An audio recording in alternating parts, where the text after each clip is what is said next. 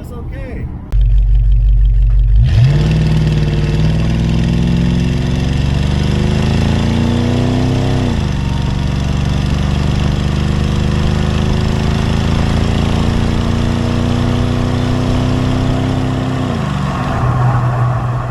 Hey, welcome back to McLovin Garage. On today's episode, we're going to be talking about my 1970 Dodge Coronet 440.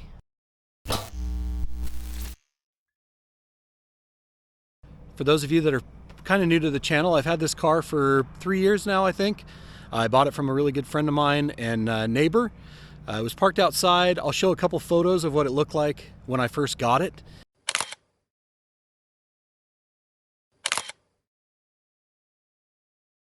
If you haven't, there's other videos of this car. It's just been a while since I featured it on the channel. Go back and take a look at those, including Hot Rod Power Tour West. I did that with my son in 2023. Very cool videos. I actually just went and rewatched those, and it got me thinking about this car. I talked to a guy about doing some interior work on it, some new carpet and some reupholstering the seats. Super stoked about the car and excited to get working on it again, so I figured I'd feature it on the channel. So if you're new here, welcome. Please subscribe. I would really appreciate it. Like the video if you find this car sweet. I know I do. It's a super neat car, and I want to show it to you guys and refresh your memory on it, and then explain some of the things I'm hoping to do with it. So check it out. So it's a 1970 Coronet 440, and people get confused about that nomenclature. It does not mean that it has a 440 in it. That's the trim level. There was a 440. There was essentially just the Coronet. There's the Coronet 440. There's a Coronet 500, Coronet RT, and obviously the Super B. Those are some of the trim levels. This is a 440, so it's just up from a base car or a taxi car. A few more features. It's a 318 car. When I got it, it was a factory 2-barrel car. It is a factory air conditioning car, which I've removed most of the air conditioning parts under the hood. When I got it, it needed a new master cylinder, so that's pretty new as of a couple years ago now. It does have a dual pod. It's got drum brakes all the way around. But I went through and I put an Edelbrock intake on it. It's got an AVS2 4-barrel carb with electric choke. I did repaint the valve covers. It has a full dual TTI exhaust off the factory manifolds. You can see the pipes down there. They're I think they're 2.5 inch pipes, but it does have dual TTI exhaust. It runs really good. It's got the bigger radiator for being an AC car. Again, I took the compressor off. I got rid of the condenser. So I took care of and removed all of that stuff because I wasn't planning to run AC, and not to mention it saves a little bit of weight. It's got a factory 318. It's a 904 automatic on the column car. You can see it's pretty clean under the engine bay. It could use maybe some more cleanup than what I've done. It's factory points ignition still. I've never had a problem with the factory points. When I did the carburetor, I used a factory 4-barrel bracket. I think I actually had that extended. I did extend the kickdown linkage. A friend of mine did that for me. I really appreciate him fixing that up, and found a spring and everything so the kickdown would be correct and all the linkage. But yeah, factory points ignition. It does have power steering. So power steering, manual brakes, points. Now a 4-barrel car. And then was factory air conditioning. Here's the fender tag. Pretty good shape under the hood. Working our way back to the interior. Oh, the most annoying sound in the world, and it still works. We'll pull those out. So factory blue interior. It did have speakers installed in the doors. Unfortunately, somebody did that. I mean, now that they're there, I don't mind it, but I wouldn't have done it if it had been my car. It's got some 6x9s in the back. These seat covers were recovered. It was recovered at one point. You can see there's a cover over the factory vinyl. So this right here is a cover. This is the factory, and somebody put this seat cover. It needs new headrests. It needs new carpet. The carpet's pretty shoddy under there. You can see it's falling apart. I love the factory steering wheel. Headliner's okay. Dome light works. I think it's got a couple mouse holes in the headliner. Nothing major, but a couple small spots in the headliner. It's still got its sun visors. But yeah, 904 automatic, split bench seat. Nothing real special here, other than it's complete. And I'm going to talk to you a little more about the interior in a minute. Got to get those on there. When I first got the car, it had a set of rally wheels. It had a big 15x8 in the back, and then a 14x6, I think, in the front. Rally, no, it had center caps, but no trim rings. I like the Kragers. I bought them off, again, actually the same friend that did the kickdown linkage. He was willing to part with them and sold them to me. Let's get in the trunk, and then I'll show you a few of the negatives on the car, besides the upholstery. Here's the trunk. As you can see, yes, that is in fact a road sign covering most of the rust. I did cut it out. I had to put a new fuel tank in it when I got it, but you can see there's rust here. It's not so bad out in here, but the middle's not good, and there's a big hole there other than where that road sign is in the floor. Obviously a little bit back in here. It's not great, so that's on the agenda to fix. I love this tail panel, super cool. So on the agenda to fix is the trunk floor lid. The other place it's got rust, well, we'll start here or go here. It's got some rust in this quarter. You can see it's got a few holes, so that's going to need to get addressed. And then in the back of the window, which is super common, there's a nice hole there. Obviously it's starting here. Show you some of the stickers on there. I'm a sticker kind of guy. Got a little bit more, again, not horrible, but it's through up in here, and then obviously right there. That's a drag strip that's closest, one of the drag strips that's closest to me. We did take it on, I think I said we took it on Hot Rod Power Tour, got some stickers from that. This side, I don't know what hit this. Something damaged that in a nice square. No idea how that happened. It was that way when I got it. Looks like something slid down it, and then something, man, just smacked it right on that quarter. This side, pretty good, not too bad. It's got some parking lot, I would say parking lot dings. This side's the worst. There's another couple parking lot damage again up there, and then this corner right here took some damage, unfortunately. So yeah, it's been hit a couple times, or it hit things. Open the passenger side. Door panels are pretty good, other than, again, it has stereo in it. I did find this today. This was starting to come out from under the seat. I need to get the rest of it. Piece of the broadcast sheet, so that's kind of cool. I need to get that inside. Carpet's pretty trashed on this side. Yeah, overall, pretty complete. It's a driver. I drive it all over the place. I drove it all over today while it was nice out here in Oregon. The 318 runs well. Oh, that was the other thing I was going to mention. My friend that I bought it from, it's showing 75,237 miles. I don't know if you can see it. His understanding was that those were original. I don't have any way to prove or disprove that, obviously, but it's showing 75,237. Who knows? It drives pretty tight. I think it probably, maybe reasonably has 75,000 original miles. I couldn't tell you for sure, and that's a hill I'm not willing to die on for sure.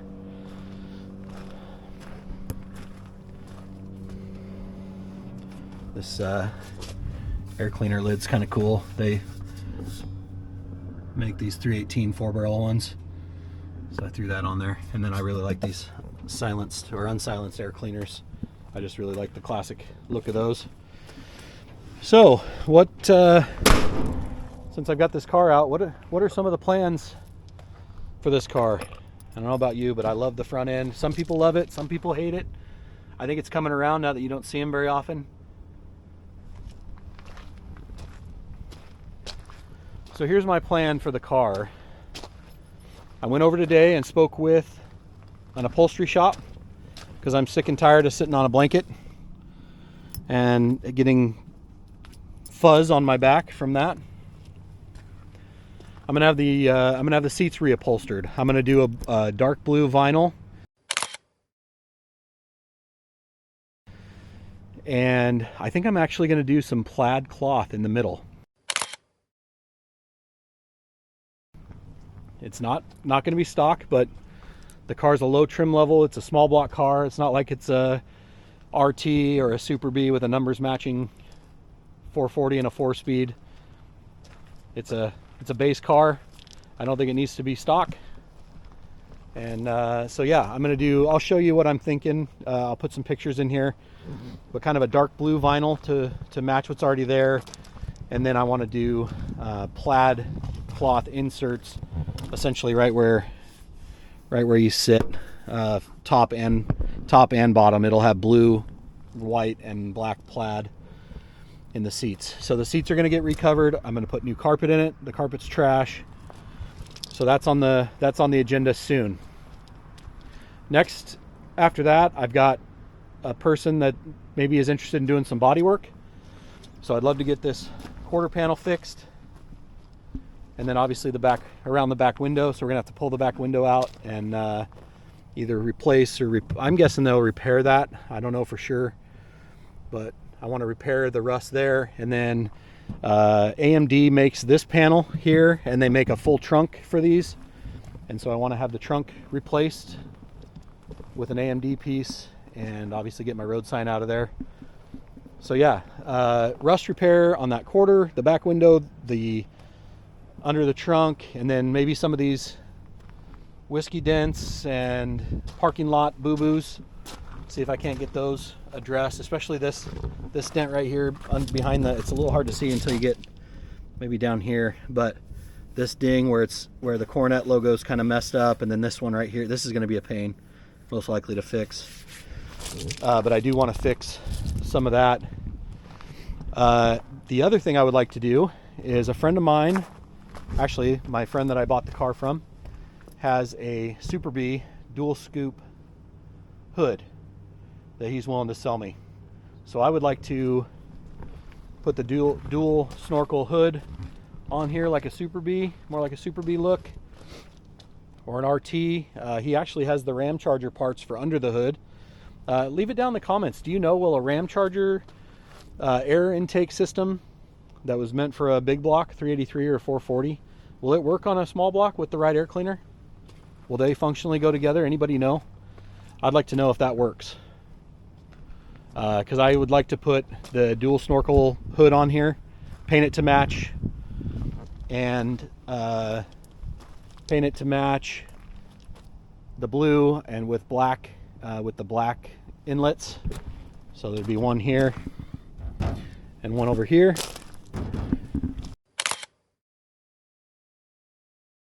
And the other cool thing he has, and I will put a picture in here, is he's got a stock, or not a stock, an aftermarket Hustle stuff hood mounted tachometer, which are pretty rare at this point, and I think would look so sweet on the hood of this car with the dual snorkel, with the dual snorkel hood, and then put the Hustle stuff tack out on the hood. Because ultimately, my ultimate goal with this is to build a Super B tribute. So big block, I'm going to leave the bench seat, leave the automatic, big block, the big C stripe, most likely a white C stripe that says Super B, the hood. The problem is it runs so good now with the 318, I don't want to do any of that yet, but I would like to start getting that way. So interior, hood, rust repair, I want to start bringing this one back to life. I've driven it the way it is for a long time, for 3+ years now. I think I'm ready to start investing in it. So let me know what you think. What do you think of the 70 Dodge Coronet 440? Am I dumb to want to make it into a Super B tribute car? And I say tribute, obviously I realize it's not a true Super B, it never will be. But hey, I have this car. I don't want to pay for a true Super B because they're expensive. So why not build one? They actually, I don't know if you knew this, if you guys know this, but they built the Super B on the Coronet 440 trim level. So this is the right trim level before they put all the Super B goodness on it, which is obviously motor and transmission and rear end. They would have, it was a Coronet 440 was the base car for a Super B, is my understanding. Correct me if I'm wrong, but I'm pretty sure that's accurate. Oh, the other thing is I have an 8 3/4 B-body 8 3/4 that same friend is going to sell me. So it'll have an 8 3/4 with a 323 gear. I'll move to a 727 instead of the 904, and then either a 383 or a 440 under the hood. So I'm not too far away from having all the parts I would need to make it a Super B tribute. I love the B5 blue. I didn't mention that. This car is in B5 blue, one of my favorite Mopar colors, up there with Plum Crazy Purple and Sublime Green. So yeah, let me know what you think. It's a really sweet car. The 318 runs great now. I've had it all over the place on Hot Rod Power Tour. I drove it almost 600 miles. If you're interested in those videos, they are in my playlist. There's videos of when I first got it and how dirty it was, so you're welcome to go back and look at those. Super neat car, really love it, and hope you do too. Well, with that being said, appreciate you being here. If you wouldn't mind, hit the like button and subscribe for more content like this. I've got some more Llama Barn Valiant stuff coming. There'll be more on this as I get stuff done. I'm waiting on some samples of the cloth of the plaid that I want to use to make sure it's the right one. And before I say yes to that, I need to order some carpet. And we're going to do interior first, get the interior kind of done, and then we'll get to some body work. And then after that, I'll decide on whether or not I'm going to tear it apart and make a Super B tribute. I probably will at least do the hood with the scoops. But we'll see. We'll see about what else. 8 3/4 is going to go in the back with the 323s. It has 276s in it now, so 318, 904, 8 1/4 rear end with a 276, which is phenomenal for cruising on the highway. Car does great. I have I'm not upset with how it runs and drives. It's been absolutely flawless for me. When I drove it on Power Tour, that was almost 600 miles. Round trip on the event, and never had one hiccup. Don't have hiccups now. It sits for weeks at a time. Go out, fire it up, runs like a champ. So we'll see. I'm not ready to pull this until maybe it's dead or on its way out. It's not there yet, especially if it's only got 75,000 miles. So we'll see as time and money allows. But eventually, I think I would love to Super B tribute it. Since, like I said, a real Super B is stupid expensive. I'm not in this a whole lot compared to what a Super B would cost, and so why not doll it up a little bit. So appreciate you being here. I'll chat at you next time. This is McLovin Garage. My name's Ryan. Appreciate you watching. Take care, everybody.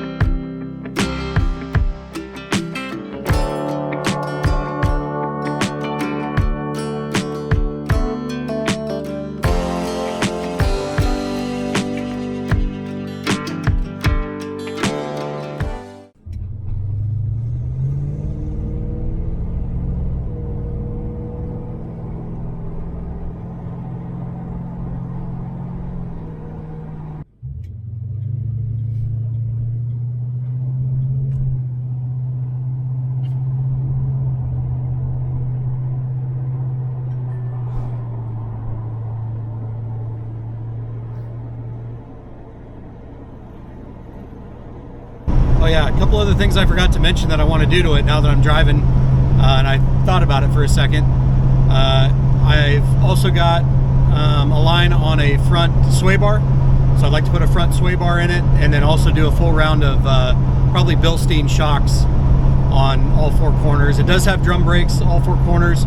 It stops fine. I don't plan to mess with that. It's not a race car. I would like to firm up the ride with a sway bar and then some new shocks when I get to it. So that was the other thing I had forgot to talk about earlier while we were up looking the car over, but wanted to mention sway bar, shocks, so that it handles a little nicer. It rolls through corners pretty good.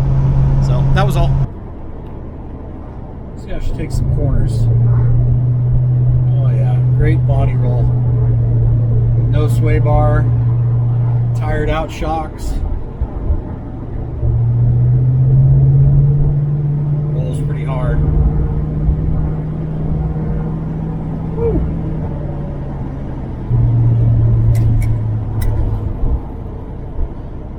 I'll throw another camera up real quick.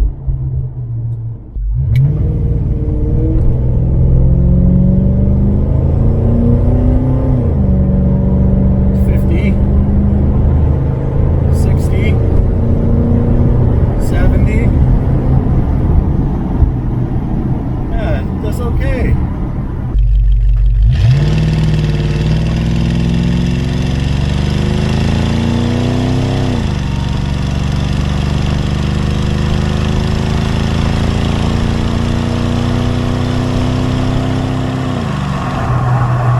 What a sweet car. 318 4-barrel with dual exhaust and 276 rear gears. Does just fine. I ain't gonna win a drag race with it, but it's plenty fast to pass cars.